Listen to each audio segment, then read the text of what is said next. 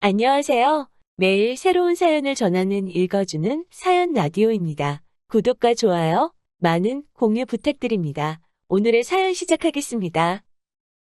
안녕하세요. 학창 시절의 일기도 잘 안 쓰던 제가 저희 이야기를 이렇게 여러분들께 들려드리게 될 거라고는 생각해 본 적이 없어요. 결혼 4달 만에 돌변한 시어머니와 자기 어머니 등에 업고는 자기 세상이다 칼춤을 추던 남편에게 한 방 먹여줬습니다. 결혼 전에 그러셨다면 애초에 결혼할 생각조차 안 했을 텐데 결혼식 올리자마자 저렇게 그러시니 참 유감스럽고 당황스러워셔. 처음 사건의 발단은 아마 결혼 준비를 하면서 생긴 일이라고 생각하네요. 저와 남편은 요즘 흔히들 한다는 반반 결혼을 했습니다.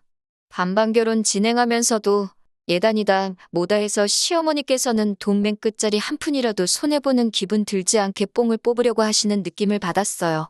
반반 결혼 이야기도 사실 따지고 보면 남편이 먼저 꺼낸 말에 제가 동의를 한 일이기도 하고 저 또한 요즘 천청부지로 치솟은 집값에 남자가 집하는 게 당연하고 여자만 혼수해오는 시절 이야기는 통하지도 않는다는 생각을 가지고 있었고 그게 요즘 같은 상황에서는 당연한 것이라 생각했었거든요. 반반 결혼을 하는 데 있어서 저는 아무런 불만이 없었고 오히려 나중에 우리 집에서 더했네 니네가 덜했네 이런 이야기 나오는 거 싫어서 되도록 시어머니가 원하는 대로 맞춰가려고 했습니다. 대신 저도 무작정 손해만 보고 싶지는 않았기에 어머님의 요구가 좀 지나치다는 생각이 들면 저도 다른 방법을 동원해서 최대한 현실적인 상황이 되도록 노력했습니다. 예를 들면 어머님께서는 막바지에 가서는 남들 다 받는 명품 가방 하나를 받아야겠다는 식으로 말하셨는데 그 금액대가 몇백만 원이 넘는 고가의 가방이었거든요. 그래서 그럴 바에는 차라리 양가에서 금으로 예물을 맞추는 게 좋지 않겠냐는 식으로 최대한 형평성 있도록 조율을 해가며 반반 결혼하는데 여자라고 예단 같은 거 더하게 유도하시는 어머님의 작전을 피해갔어요. 어머님이 그때는 그러려니 넘어가시는 건 줄 알았는데 그게 아니었던 거죠.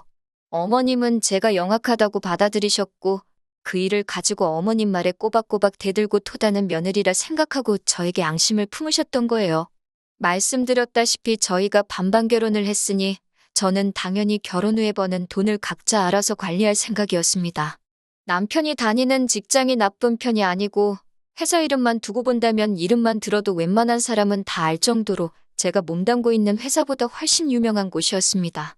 월급은 제가 훨씬 많기는 했지만 주변에서 보기에는 남편이 저보다 더 성공한 사람처럼 들렸을 거예요.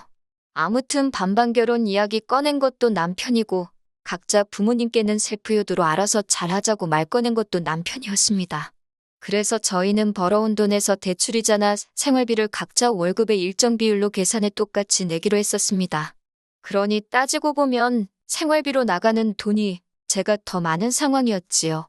아무튼 제가 돈을 더 벌어오기는 하지만 집안일을 하는 게 거의 제가 주체가 돼서 했으니 장 보는 거나 공과금, 경조사비 관리 등등 여러 가지 이유 때문에 계산을 더 편하게 하기 위해서 웬만한 것들은 전부 다 제 계좌와 제 카드로 계산을 하게 되었습니다.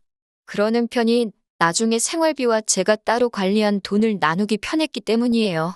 그런데 이제 이걸 가지고 작은 사건이 하나 생기게 되었어요. 이게 결혼한 후로 딱 4달이 지난 시점이었고 그때는 바로 결혼하고 처음 맞는 어머님의 생신날이었습니다. 시어머니 용돈 한다고 남편이 봉투는 알아서 따로 챙기더군요. 저는 제 나름대로 몇 주 전부터 퇴근길에 백화점에 들르면서 선물을 고르고 골라 10만 원 상당의 선물을 고르게 되었습니다. 생신 당일날 남편이 예약해놓은 인당 10만 원이 넘는 꽤나 고급진 코스 요리 레스토랑에서 식사를 하게 되었습니다. 어머님은 싱글벙글 기분이 좋아 보이셨어요. 말씀드렸다시피 이날 전까지는 어머님이 저에게 직접적으로 저기를 보이신 적이 한 번도 없으셨거든요. 그런데 난데없이 제가 좀 나쁘게 들었을 수는 있지만 약간 비아냥대시는 말투로 며느리 덕분에 이런 것도 다 먹어본다면서 우리 아들이 힘들게 번 돈이 어쩌고 저쩌고 하시면서 결혼하고 맞는 시어머니 첫 생신인데 며느리가 밥상은 안 차리고 아들 돈으로 편하게 때우려고 한다는 식으로 말을 하시더라고요. 생신상 챙겨드리는 거야 어려운 일이 아닌데 솜씨 없는 제 음식 드시는 것보다 분위기 좋고 맛까지 좋은 레스토랑에서 식사가 더 좋겠다는 생각이 들기도 했고 이미 남편이 결혼 전부터 각자 부모님께 셀프효도 하자고 못을 박아놓은 상황인데 제가 나서서 어머님 생신이라고 미역국 끓이고 그럴 필요가 없다고 생각을 했었습니다. 그런데도 계속해서 제가 귀찮고 신경을 안 써서 남편 헛돈 쓰게 만들었다는 식으로 말씀을 하시니 저도 아무 말을 하지 않고 있을 수가 없어서 한마디 꺼냈습니다. 남편이 결혼 전부터 각자 부모님은 각자가 챙기자고 강조해왔고 이 식사도 제 덕분에 드시는 게 아니라 남편이 어머님 생신 특별하게 보내기 위해서 몇 달 전부터 알아보고 힘들게 예약해서 드시는 거다 설명을 드렸죠. 정확한 사실관계를 알려드리고 싶었는데 어머님 눈치가 아주 귀신 같으시더라고요. 제 말을 딱 듣고 모든 상황을 단번에 파악해버리신 거예요. 봉투 따로, 선물이 따로 있으니 어머님께서는 대번에 이 봉투는 아들이 준비한 거고 너는 고작이 향수 하나를 준비한 거냐? 뭐 이런 식으로 물어보셨어요. 달리 변명할 여지도 없고 숨길 이유도 없다고 생각해서 그렇다고 맞다고 대답했습니다. 그러니 어머님이 좋은 기분 유지하고 계신 것도 잠시였고 아주 입맛이 다 떨어졌다는 듯한 표정으로 아들 앞에서는 생긋생긋 웃으시면서도 곁눈질로 저를 째려보며 눈치를 주는 게 느껴졌습니다. 그리고 그 어머님의 생신날을 기점으로 어머님의 며느리 잡들이가 시작이 되었어요. 자랑은 아니지만 저는 제 수입에 자부심이 있습니다. 돈을 잘 벌기도 하고 저 또한 제 스스로가 돈 관리에 있어서는 철저한 사람이라고 생각합니다. 돈을 많이 벌고 반반 결혼했다고 각자 버는 돈 따로 관리하는데 찬성했지만 제가 제 맘대로 돈을 쓰고자 함이 아니었어요. 애초에 돈을 흥청망청 쓰는 타입도 아니고 제 주변 친구들이나 다른 사람들이 하는 것처럼 옷 같은데 투자한 적 없습니다. 옷도 적당한 브랜드 옷 위주로 입고 명품백 같은 건 대학교를 졸업한 이후부터는 단 한 개도 사모은 적이 없고 그나마 쓰는 게 피부관리라든지 운동같이 자기관리에 필요한 것들 뿐이에요. 저는 제 나름대로 제가 알뜰하고 현명하게 돈 관리를 하고 있다고 생각합니다. 그런데 시어머니가 생신을 기점으로 자꾸 부부가 돈 관리를 따로 하는 게 남이지 어떻게 부부냐고 하시며 이게 말이나 되냐면서 아무리 남편이 먼저 따로 돈 관리를 하자고 했어도 그걸 찬성한 데 있어서 저한테 무언가 꿍꿍이 속이 있을 거라고 하시더군요. 무슨 말씀을 하시려고 저러나 싶었는데 결론은 제가 돈을 어떻게 쓰고 있는지 검사를 한번 해봐야겠으니 결혼 후부터 오늘까지의 카드 명세서를 받아다가 자기한테 검사를 받으라고 하시는 거예요. 그게 무슨 소리인가 싶었네요. 저희가 용돈 타서 쓰는 애들도 아니고 난데없이 돈을 어디다 쓰는지 검사를 받으라니 어이가 없었어요. 저희 부모님께서 제가 어릴 적에 용돈을 주셨을 때도 제가 그 돈을 어디다 썼는지 확인하신 적 한 번도 없는데 그걸 이제 와서 어머님이 하시겠다니 제가 왜 그 검사를 받아야 하는지 모르겠다 대답했죠. 그러니 어머님은 우리 아들은 원래부터 자기가 근검절약이 몸에 배도록 교육을 시켜놓아 걱정할 필요도 없지만 제가 소비를 어떻게 하고 있는지는 당신이 알 방법이 없으니 이참에 한번 검사를 해보고 고쳐야 할 게 있으면 바로 잡아주시겠다 하시는 겁니다. 알아서 잘하고 있고 바로 잡아주실 만큼 잘못된 소비를 하고 있지 않다고 그렇게는 못하겠다 거절을 했어요. 한참 동안 돈이 어쩌고 저쩌고 경제가 어쩌고 저쩌고 하면서 잔소리를 들어야 했지만 끝까지 그렇게는 안 하겠다 정확하게 제 의견을 전달했습니다. 퇴근하고 돌아온 남편하고 이 이야기를 가지고 2차전을 하게 될 줄은 상상도 못했어요.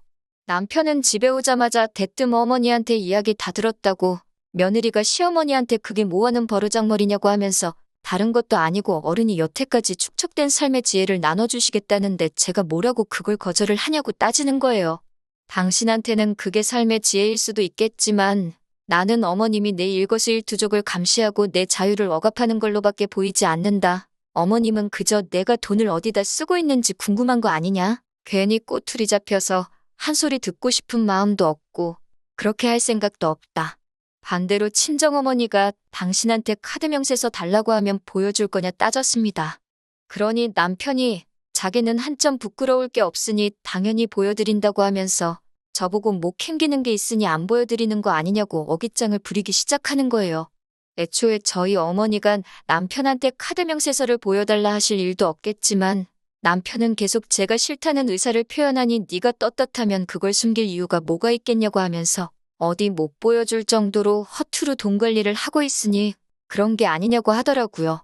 그러더니 제가 관리하고 있던 생활비까지 들먹이면서 자기한테 생활비 받아다가 어디 돈 빼돌리고 있는 거 아니냐는 식으로 말을 하는 겁니다. 애초에 생활비 관리도 지가 머리 아파서 하기 싫다고 떠넘겨놓고서는 이제 와서 내가 생활비 관리를 하는 게 마음에 안 든다고 떠드니 어이가 없었죠. 그래서 남편한테 알겠다고 그러면 앞으로 생활비 관리는 당신이 하라고 했습니다. 집안일도 나 혼자 거의 다 하는데 집에서 돈 계산하느라 낭비하는 시간이 아까우니 당신이 가계부 쓰고 다 하라고요. 나도 당신 마냥 월급날에 늦지 않게 생활비 보내줄 테니까 그 돈 맞춰서 당신이 장바다가 집에 채워놓고 관리비 내고 자동이체 걸어놓은 거 하나씩 다 확인하라고 했어요. 여태까지 저를 무슨 공경에라도 빠뜨린 듯 큰 소리를 떵떵 치더니 막상 자기가 그걸 하게 되면 귀찮겠다는 생각이 들었는지 딴청을 피우면서 생활비 이야기는 쏙 들어가더라고요. 제대로 대답도 못하고 있길래 남편한테 카드 명세서고 카드 명세서 편지 봉투고 아무것도 보여드릴 생각이 없으니 그건 그렇게 알라 쏘아붙였더니 남편이 대답도 못하고 낑낑대다가 거실로 나갔습니다. 아무튼 이런 일이 있고 나서 얼마 지나지 않은 뒤였어요. 아침에 일어나니 남편이 조기축구회를 나간 건지 웬일로 일찍부터 집에 없더라고요. 집 정리를 대충 하고 차 한 잔 내려 먹으니 시간도 많이 남아있고 해서 오랜만에 집에서 편히 쉬려고 했습니다. 그런데 어머님한테 전화가 오더니 갑자기 저를 좀 봐야겠다 하시는 거예요. 그래서 이쪽으로 오시라고요 물었더니 며느리가 시어머니를 오라가라 한다며 역정을 내시더군요. 아니, 남편이 아침 대바람부터 어딜 기어나간 건지 보이지가 않는데 남편 없이 시댁에 저 혼자 가서 뭐 하겠어요? 그래서 그렇게 대답한 건데 시어머니는 자꾸 제가 말대꾸를 한다 하면서 화를 내시는 겁니다. 그렇다고 어머님을 제가 이겨먹는다고 뭐가 크게 달라질 것도 아니고 요 근래부터 계속 어머님한테 덤비기만 했으니 저도 한 수 졌고 알겠다 말하고 점심 되기 전에 도착하겠다 말씀드리고 시가로 향했습니다. 시가에 가니 어디 갔나 했던 남편이 어머님 옆에 양반다리를 하고 나란히 앉아 있었어요. 아침 대바람부터 어딜 갔나 했더니 지네 엄마한테 간 거였네요. 어차피 저를 따로 부를 생각이었으면 아침에 저랑 같이 움직이지 왜 나만 혼자 대중교통을 타고 와야 했는지 어이가 없었습니다. 아무튼 어머님은 제 인사를 받기도 전에 저보고 이리 좀 와서 앉아보라고 하시는 거예요. 무슨 일로 부르셨냐 물으니 제 버릇을 고쳐주려고 불렀다 하시는 겁니다. 왜 저러시나 싶었는데 품에서 카드 명세서를 딱 꺼내시더라고요. 보니까 남편이 우편함에 있는 걸 가로채서 지 엄마한테 아침 눈 뜨자마자 일러 바치러 온 거였구나 하는 생각이 들었어요.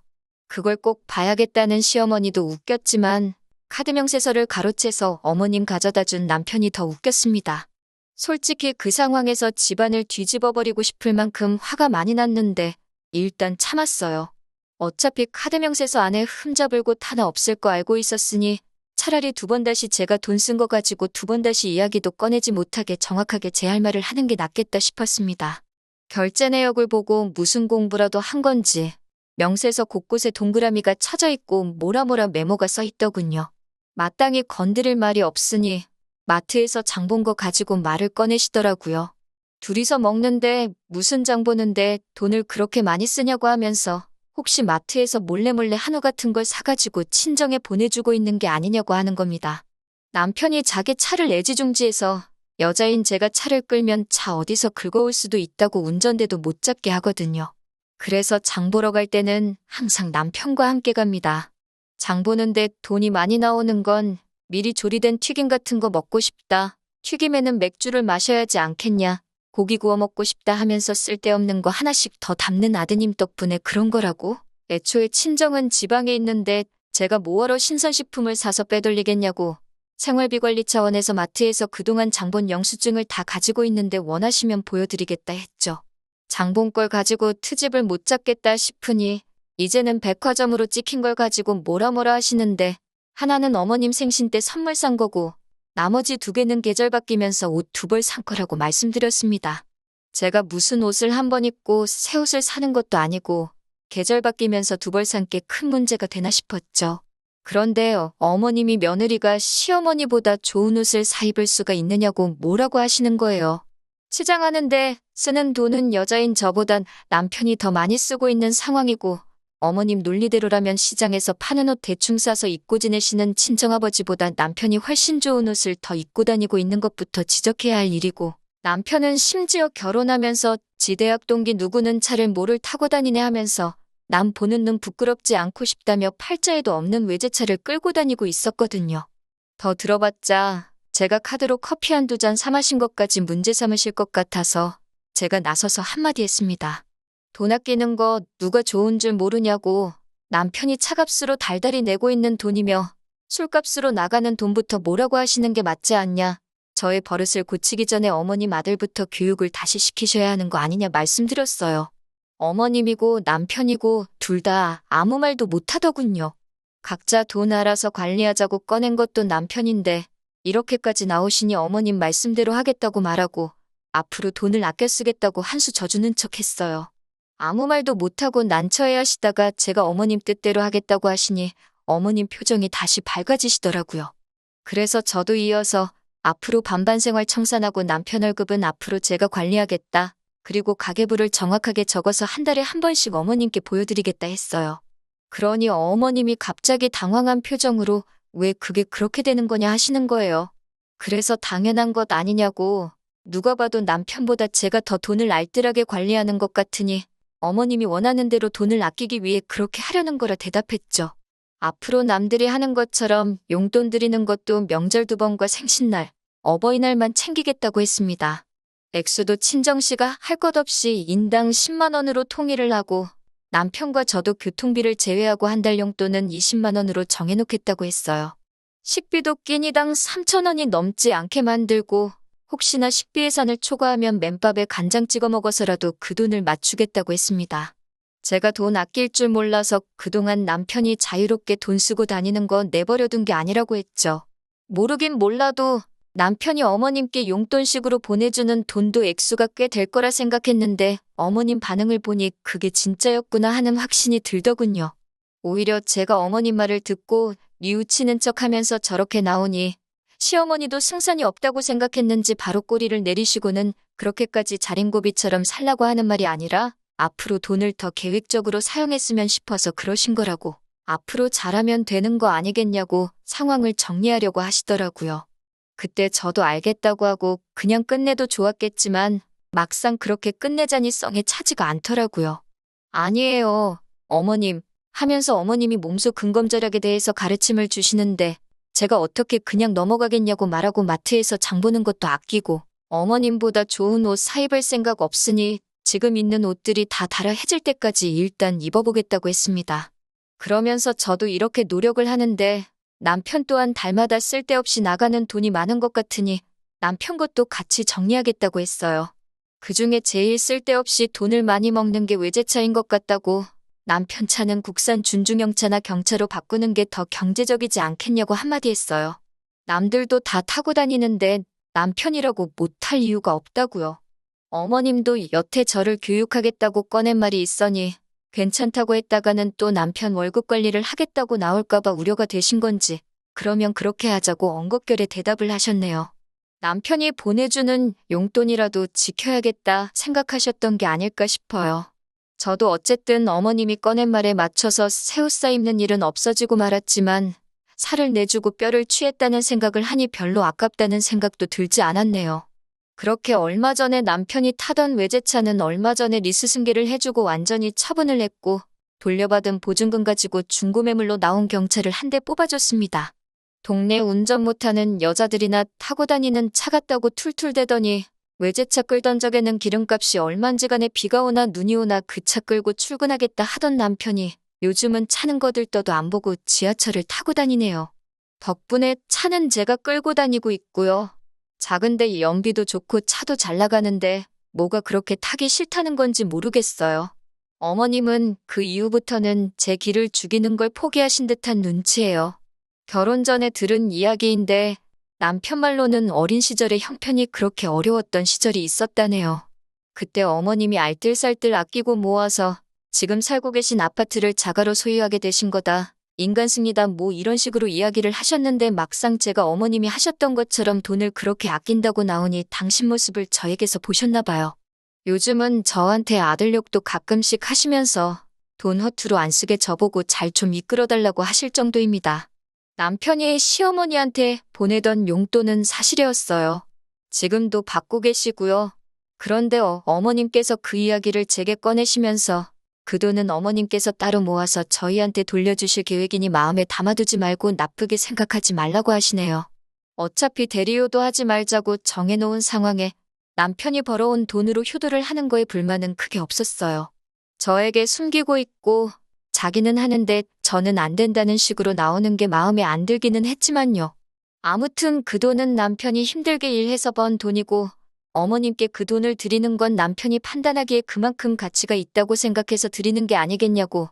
어머님께서 그 돈을 잘 관리해 주셔서 저희에게 주신다면 감사히 받겠지만 그 돈은 안 주셔도 실망하거나 하지 않을 거라고. 그 돈은 어머님께서 원하시는 대로 하는 게 맞는 돈이라 말씀드렸습니다.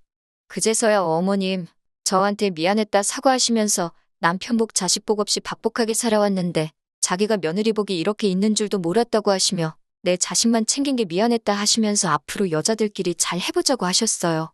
이 사건이 잘 풀린 건지는 잘 모르겠어요. 그래도 일단 제 속에 묵혀있던 것도 다 풀어냈고 결과적으로는 어머님과도 좋게 푸른 것 같아서 다행이라고 생각합니다. 앞으로도 어머님이 아들 잡고 사는 저희 모습을 좋게 봐주실지는 모르겠지만 지금 당장 남편이 제 앞에서 쩔쩔매는 이 상황을 더 즐겨보려고 합니다. 긴 이야기 들어주셔서 감사합니다. 오늘의 사연은 여기까지입니다. 구독과 좋아요, 알람 설정해주시면 앞으로 더 좋은 사연으로 찾아오겠습니다. 감사합니다.